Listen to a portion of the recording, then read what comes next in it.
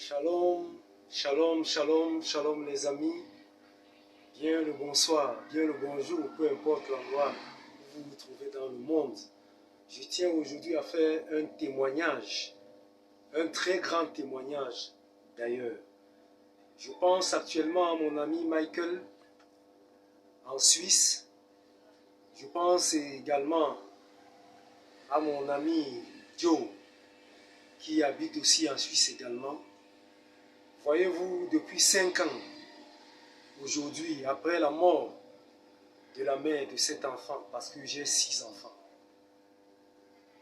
après la mort de sa mère, cet enfant a commencé à tomber malade depuis 3 ans et demi aujourd'hui. Je ne savais pas ce que je pouvais faire. Bref, je ne pouvais pas faire grand-chose. Vous savez, on dit souvent que la foi, ça dit que la foi se dépasse, ou bien les personnes se dépassent en ce qui concerne la foi. J'ai le don de l'enseignement, mais le don de guérison, je n'en ai pas. Et je pense ici aux paroles de 1 Corinthiens au chapitre 14 qui parle des différents dons que le Seigneur a donnés aux membres du corps de Christ, dont Yeshua. Moi, je suis juif messianique depuis pratiquement 12 ans. J'ai essayé de prier sur cet enfant, Lévi, Livni, que vous voyez là derrière. Parce que ce sont des enfants qui sont nés dans la foi juive, messianique, dans la foi en Jésus, quoi. Alors, depuis 3 ans et demi, elle est malade. Je fais certaines prières, je n'arrive pas à la guérir. Je suis pratiquement resté comme ça pendant ces 3 ans et demi dont je vous parle. Elle a toujours été malade, toujours été malade, toujours été malade. Entre-temps, j'ai un ami qui habite en Suisse qu'on appelle Michael.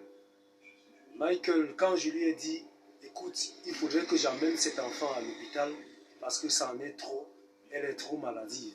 Mon ami Michael, avec une foi et cette conviction en la croyance au Seigneur qu'il a, lui étant à des milliers de kilomètres de moi, il m'a dit, mon frère Manga, ce n'est pas un problème de l'hôpital, il s'agit d'un esprit qui la perturbe. Alors quand il a dit ça, j'ai dit, ben, pourquoi dit-il une chose pareille? Et puis il me dit, maintenant il va falloir qu'on prie. On s'est donc donné rendez-vous sur WhatsApp. Alors le frère Michael a dit une prière à des milliers de kilomètres. Et moi j'étais tout près de l'enfant. Il m'a dit, pose les mains sur la tête, sur la poitrine, sur les pieds, sur les bras de l'enfant et prononce les paroles que je vais prononcer et tu les prononceras après moi. Après qu'il ait fait ça au moins à plusieurs reprises, l'enfant s'est levé pour essayer de marcher. La première fois, ça n'a pas marché. La deuxième fois, ça a commencé à baisser. Et la troisième et la quatrième fois, l'enfant a été guéri. Depuis pratiquement plus de 2 mois aujourd'hui que le frère Michael a prié. Et cet enfant, Lévi, a recouvré la santé. J'ai dit Alléluia. Je continue à remercier le Seigneur pour ce qu'il a eu à faire. Voyez-vous, il y a des gens qui pensent que lorsqu'on peut avoir tous les dons à la fois, le don de l'enseignement, le don de guérison, le don de prophétie, mais non, on ne peut pas avoir tous ces dons. Une seule personne ne peut avoir ces dons. Donc il faut être dans le corps de Yeshua, dans le corps de Christ, pour savoir que dans l'église, il y a plusieurs membres. Il y a les mains, il y a les têtes, il y a la tête, il y a les pieds, bref, les différents membres. Il y a des gens qui ont ces dons-là. Et puis moi, ça a renforcé ma foi. Ça m'a encore donné une autre façon de voir les choses.